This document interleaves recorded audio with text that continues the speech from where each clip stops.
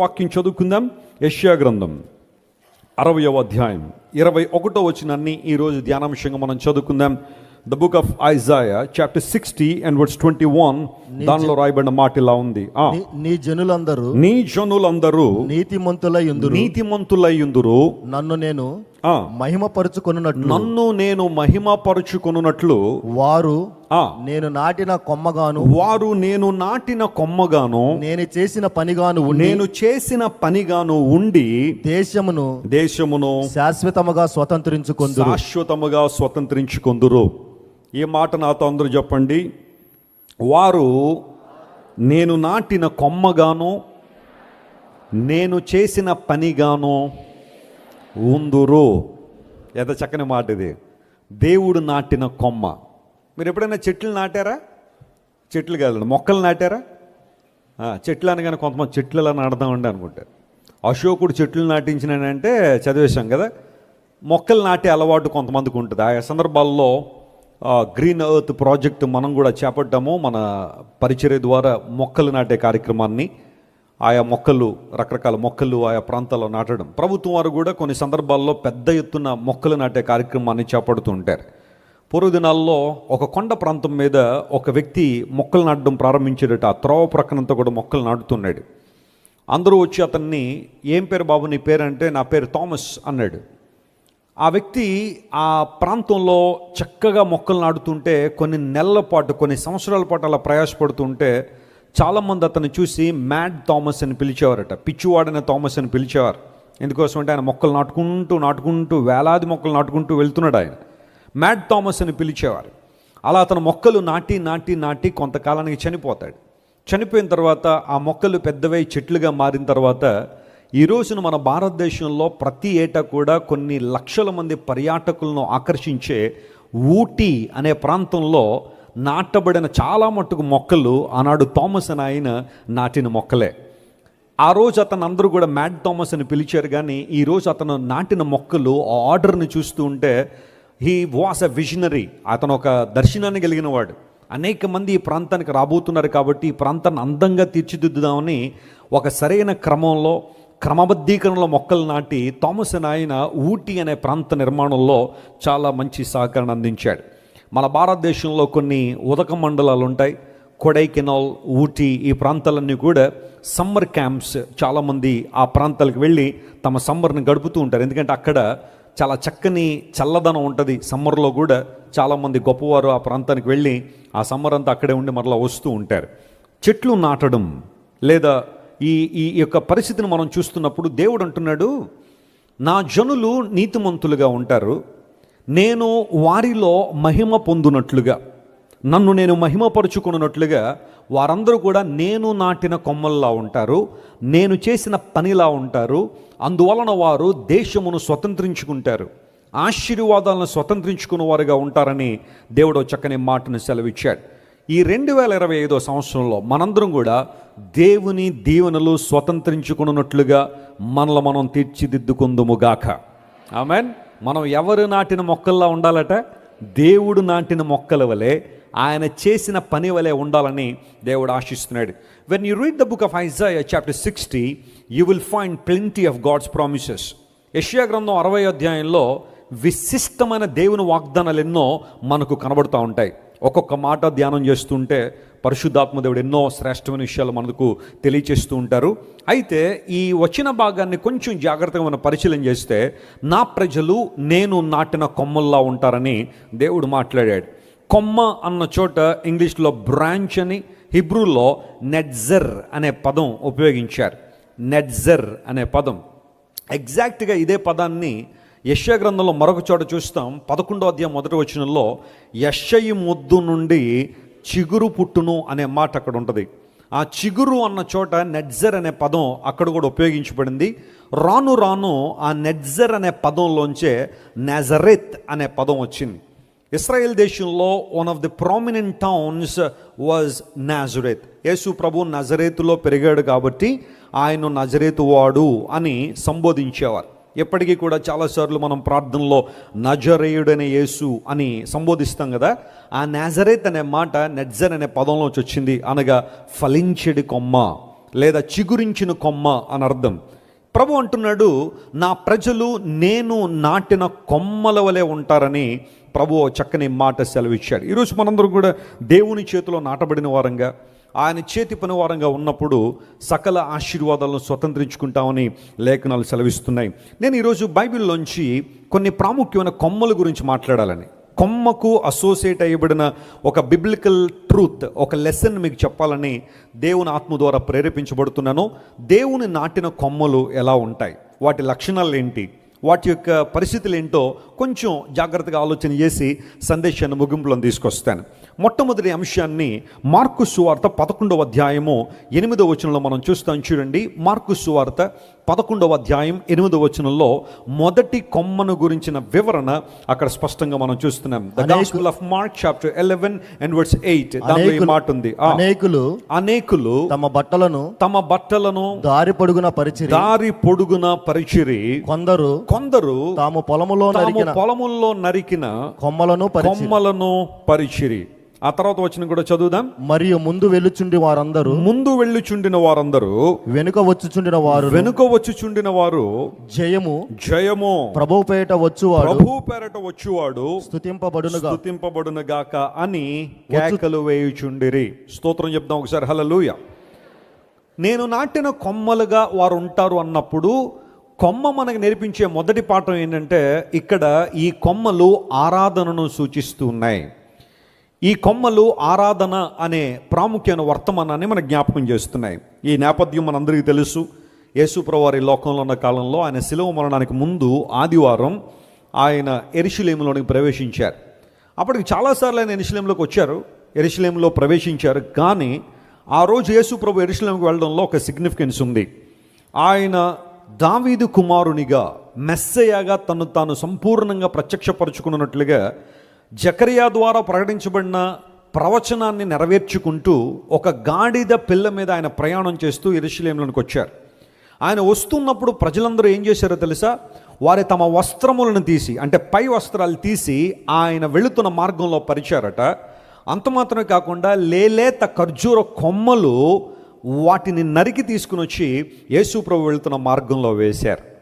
ఆ కొమ్మలు ఆరాధనను సూచిస్తున్నాయి, సంపూర్ణ సమర్పణను సూచిస్తున్నాయి.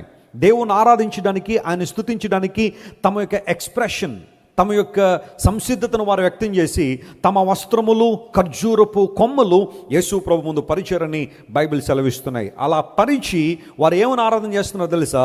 ప్రభువు పేరట వచ్చేవాడు స్తుతింపబడును గాక, ఈయనకు జయము కలుగును గాక, దావీదు కుమారునికి జయము, హోజానా హోజానా అని కేకలు వేస్తూ వారందరూ దేవుణ్ణి ఆరాధన చేశారు.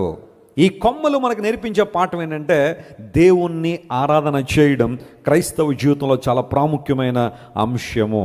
ఓ ప్రశ్న అడుగుతాను మిమ్మల్ని, మీ ఆరాధన స్థాయి ఎలా ఉంది? దేవుని స్తుతించే స్థాయి ఎలా ఉంది? ప్రభువును గణపరిచే స్థాయి ఎలా ఉంది? ప్రభువును మనస్ఫూర్తిగా కీర్తించే స్థాయి ఎలా ఉంది? బైబిల్ గ్రంథంలో మీరు ఏ భక్తున్నన్నా తీసుకోండి, ప్రభువులో ఆనందించిన వారు, ప్రభువులో పరవశించిన వారు, ప్రభువుని కీర్తించిన వారందరూ కూడా వారికి ఉన్న వాటిని బట్టి ఎవరిని స్తుతించారు? దేవుని స్తుతించారు. చాలాసార్లు మన జీవితంలో కృంగుదల రావడానికి కారణం, చింతలు రావడానికి కారణం, అతి తీవ్రమైన యాంగ్జైటీ మనలో డెవలప్ అవ్వడానికి కారణం, ఉన్న వాటిని బట్టి మనం దేవుని స్తుతించడం మర్చిపోయి లేని వాటిని బట్టి ఏం చేస్తుంటామో విచారపడుతూ ఉంటాం, చింతపడుతూ ఉంటాం. మనకు ఉన్నత లక్ష్యాలు వద్దు నేను అంటలేదు, గొప్ప వాటిని సాధించాలి, గొప్ప వాటిని కలిగి ఉండాలని ఆశించడం పొరపాటు లేదు. కానీ చాలామంది ఆ ప్రక్రియలో ఉన్న వాటిని బట్టి దేవునికి స్తోత్రాలు చెల్లించలేకపోతున్నారు, స్తుతులు చెల్లించలేకపోతున్నారు. అనేకసార్లు నేను చెప్పే మాటల్లో మీరు గమనించిన ఒక సత్యం ఏంటంటే, లేని వాటిని మనం పొందాలి అంటే ఉన్న వాటిని బట్టి దేవునికి ఏం చెప్పాలి? థ్యాంక్స్ చెప్పాలి. చెప్పండి, లేని వాటిని పొందాలి అంటే ఉన్న వాటిని బట్టి దేవునికి ఏం చెప్పాలి? కృతజ్ఞతలు తెలియచేయాలి. ఆయన ఆరాధించడం, స్తుతి అర్పణ చేయడం, కృతజ్ఞతాస్తుతులు చెల్లించడం, ప్రభువు పేరట వచ్చేవాడు స్తుతింపబడునుగా కానీ తమ కొమ్మలు పరిచి దేవుని ఆరాధన చేశారని బైబిల్ సెలవిస్తూ ఉంది. మన దేవుడు ఏమై ఉన్నాడో అది గుర్తించి ఆయనను కీర్తించడం ఆరాధన అయితే, ఆయన మనకి ఏం చేశారో గుర్తించి ఆయనకు కృతజ్ఞతాస్తుతులు చెల్లించినప్పుడు మన జీవితాలు ఆశీర్వాదంగా ఉంటాయి. ఒక కొటేషన్ నాకు బాగా ఇష్టం, the more you worship the less you worry. నువ్వు ఎంత ఎక్కువగా దేవుని ఆరాధన చేస్తూ ఉంటావో లోక సంబంధ విషయాల కోసం అంత తక్కువగా చింతపడుతూ ఉంటావు. దాన్ని ఇలా కూడా మాట్లాడొచ్చు, the more you worry the less you worship. నీలో చింతలు ఎక్కువగా ఉంటే ఆరాధన స్థాయి కూడా ఏమైపోతూ ఉంటుంది, తగ్గిపోతుంది. ప్రతి ఒక్కరు కొంతమంది ఆయా సందర్భాల్లో చింత చింత చింత, నాకు అది లేదు ఇది లేదు ఇది లేదు అది లేదు అని చెప్పి అనేక మంది విచారపడ్డం ఎక్కువపోతున్న రోజుల్లో మనం ఉన్నాం. ఒకసారి అలాగే ఒక ఆమె పాస్టర్ గారి దగ్గరికి వచ్చి ఇలాగే అందట, పాస్టర్ గారు దేవుడు నాకు ఏ మేలు చేయలేదండి, ఏ ఉపకారం చేయలేదండి అంటే ఆయన అన్నాడు, సరే అమ్మా నువ్వు అన్న మాటకు నేను ఏకీవిస్తాను, అయితే నువ్వు చేయాల్సిన పని ఏంటో తెలుసా, ఇంటికి వెళ్ళిన తర్వాత ఒక వైట్ పేపర్ తీసుకుని నువ్వు పుట్టినప్పటి నుంచి ఇప్పటిదాకా నీకు ఊహ తెలిసిన దగ్గర నుంచి ఇప్పటి వరకు ప్రభువు నీ జీవితంలో చేసిన మేళ్ళు ఒక 100 గుడ్ థింగ్స్ నువ్వు రాసుకుంటూ రా. అవి రాసుకుని వచ్చిన తర్వాత నాకు కనబడు, అప్పుడు నువ్వు చెప్పిన ఆ స్టేట్మెంట్తో నేను ఏకీవిస్తాను అన్నాడు. ఈమె ఇంటికి వెళ్ళింది, ఒక పేపర్ తీసుకుంది, ఆలోచన చేయడం మొదలుపెట్టింది. చిన్నప్పుడు ఆ తర్వాత కాలంలో ఆ తర్వాత ప్రభు తనను బలపరిచిన విధానాలు, రోగాలు వచ్చినప్పుడు స్వస్థపరిచిన విధానం, అప్పులు ఊబులు కురిగిపోయినప్పుడు విడుదల చేసిన అనుభవం, నిందల అవమానాలు వచ్చినప్పుడు ప్రభు తప్పించిన అనుభవం, గొడవల గందరగోళాల మధ్యలో దేవుడు తనకిచ్చిన శాంతి సమాధానాలు, ఇవన్నీ కూడా ఒకదాని వెంబడి ఒకటి రాసుకుంటూ వచ్చేసరికి ఇంకా 100 కూడా పూర్తవ్వలేదు. ఓ 90-95 వచ్చేసరికి ఆమె కళ్ళ వెంబడి నీళ్ళు వచ్చేస్తూ ఉన్నాయి. తన హృదయం అంతా కృతజ్ఞత నింపబడింది. ఇన్ని మేళ్లు చేసిన దేవుడు, ఇన్ని ఉపకారాలు చేసిన దేవుడు ఇక ముందు కూడా నాకు ఎందుకు మేళ్లు చేయడు, ఇక ముందు ఎందుకు ఉపకారాలు జరిగించడు అనే విశ్వాసం ఆమెలో డెవలప్ అవగానే పరుగున పాస్టర్ గారి దగ్గరికి వచ్చింది.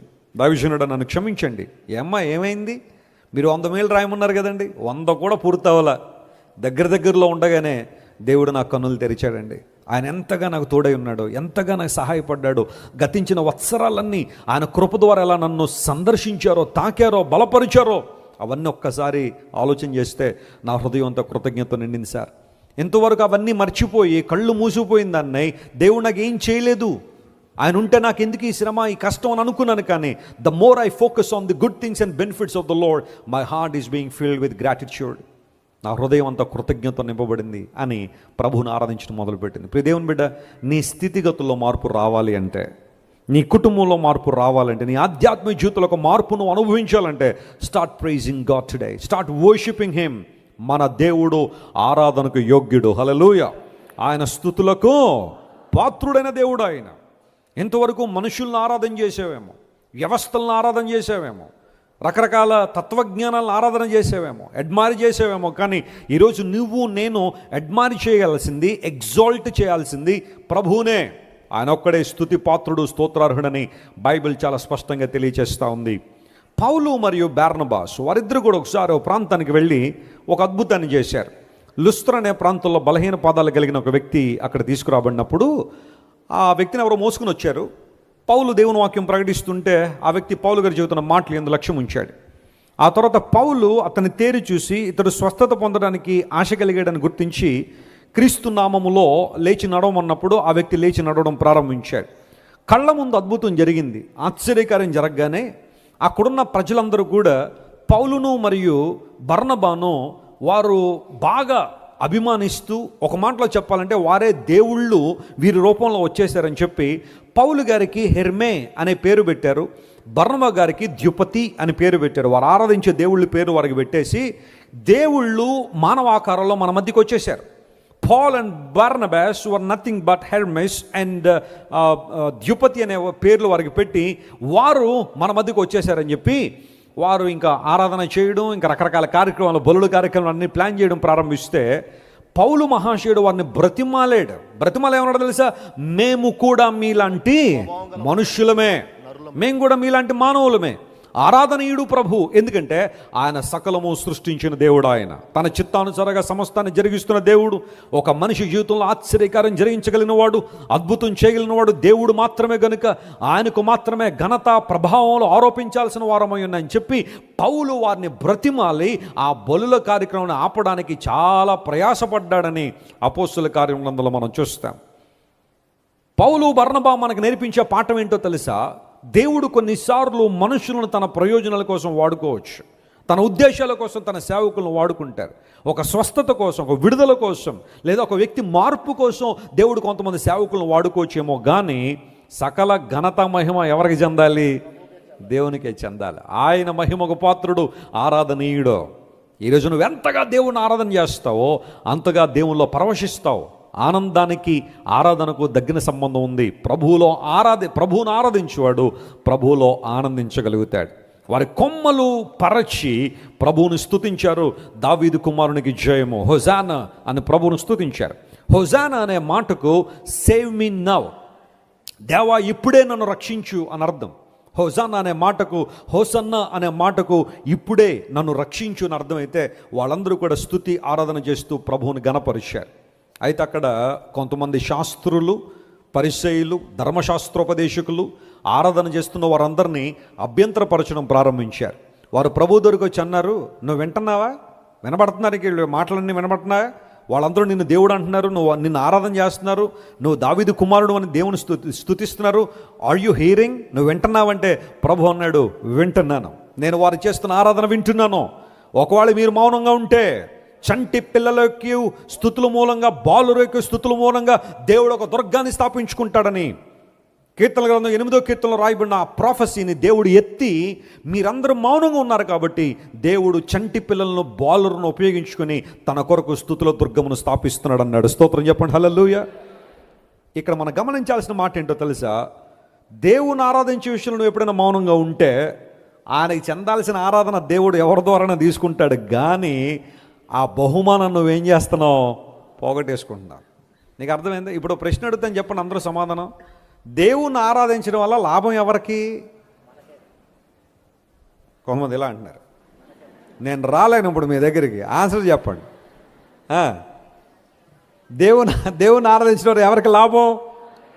మనకా దేవునికా? కొంతమంది ఏదో దేవుడికి లాభం అన్నట్టుగా, ఇప్పుడు నేను వెళ్ళి ముసుగేసుకుని దేవుని ఆరాధించకపోతే ఆయన ఫీల్ అయిపోతాడండి, ఆయన సింహాసనం మీద కుమిలిపోతూ ఉంటాడండి ఆయన. అదే నువ్వు చేసేది, దానికోసం వస్తున్నావు దేవుని సన్నిధికి. ఆరాధించడం వలన ఎవరికి ఉపయోగం? మనకు ఉపయోగం. ఆయన ఆరాధించినప్పుడు కృతజ్ఞతా భావాన్ని మనం కలిగినప్పుడు మనం కదా దేవుని ఆనందించేది. అంతరిక్షములు దేవుని మహిమను ఏం చేస్తున్నాయి? ప్రచురపరుస్తున్నాయి. దేవుని ఆకాశములు దేవుని మహిమను వివరిస్తున్నాయి. దేవుడు తనకు కావలసిన ఆరాధన, తనకు కావలసిన సమస్తాన్ని తీసుకోగలడు ఆయన. కానీ ఆయన ఆరాధించడంలో ప్రప్రథమంగా లాభపడేది ఎవరు? మనమే. ఆరాధనని స్థితిని మారుస్తుంది. ఈ మధ్య కాలంలో శాస్త్రవేత్తలు చెప్పారు, స్తుతించడం ద్వారా, ఆరాధన చేయడం ద్వారా, ఒక మనిషిలో కృతజ్ఞతాభావం ఉండడం ద్వారా ఆనందంగా ఉండగలుగుతున్నారని ఈ మధ్య కాలంలో వైద్య శాస్త్రవేత్తలు రుజువుపరిచారు. గ్రాటిట్యూడ్ అనేది ఎవరిలైతే ఉంటుందో వారందరికన్నా హ్యాపీగా ఉండగలుగుతున్నారట, కృతజ్ఞతాభావం కలిగి ఉన్నప్పుడు. మన జీవితంలో అలాంటి అనుభవం ఉండాలి. ప్రభువును స్తుతించాలి. ఆయన ఆరాధనీయుడు, స్తుతి పాత్రుడు, మహిమకు పాత్రుడైన దేవుడు. ఆయన సకలమును కలుగు చేసిన దేవుడు, తన మాట ద్వారా సకల చరాచర సృష్టిని నిర్మించిన దేవుడు, తన మాట ద్వారా కలుగు చేయడం మాత్రమే కాకుండా మహత్తైన తన మాట ద్వారా సమస్తాన్ని నిర్వహిస్తున్న దేవుడు, నిన్ను నన్ను తన రూపంలో కలుగు చేసుకున్న దేవుడు, తన మాట ద్వారా మనల్ని ఆదరిస్తూ, ధైర్యపరుస్తూ, బలపరుస్తూ, స్వస్థపరుస్తూ, విడుదలిస్తూ తన మహిమ కొరకు వాడుకుంటున్న దేవుడు నిరంతరము స్తోత్రార్హుడే. Praise the Lord. The more you worship the less you worry. నువ్వు ఎంత ఎక్కువగా దేవుని ఆరాధన చేస్తావో అంత తక్కువగా చింతపడుతూ ఉంటావు. దేవుని ఆరాధించడం ఎప్పుడు కూడా వెనుకడుగు వేయద్దు. ఈ మొదటి కొమ్మ మనకు నేర్పించే పాఠం ఏంటంటే, ప్రభువును మనం ఆరాధించే వారంగా ఉండాలి. దేవుడు నాటిన కొమ్మలు ఆయన్ను ఆరాధించే కొమ్మలు. హల్లెలూయా. ప్రభువును స్తుతించే అనుభవాన్ని మనం కలిగి ఉండాలి.